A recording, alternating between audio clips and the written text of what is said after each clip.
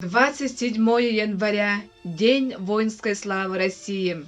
8 сентября 1941 года началась блокада Ленинграда, длившаяся 872 дня. Фюрер принял решение стереть Петербург с лица земли. 27 января 1944 года Ленинград был полностью освобожден.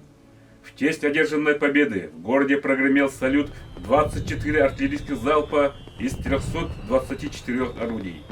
Это был единственный за все годы Великой Отечественной войны салют первой степени, проведенный не в Москве. Захват Ленинграда в годы Великой Отечественной войны являлся одной из важнейших стратегических и политических задач немецкого командования. В ходе Ленинградской битвы июль-август 1941 года германские войска прорвались через станцию МГА. 8 сентября заняли Шлиссельбург и отрезали Ленинград.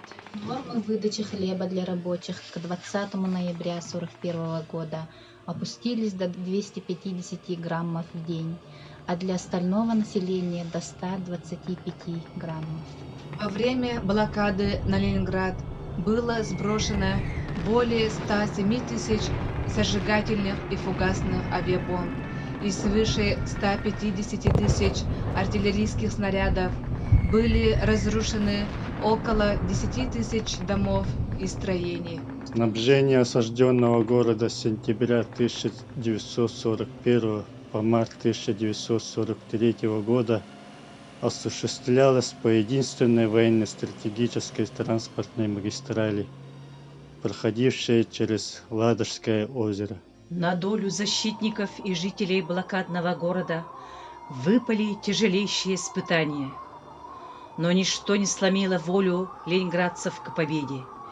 Каждый из 900 дней блокады вошел в историю как пример величия человеческого духа и преданности любви к своему городу и своей стране.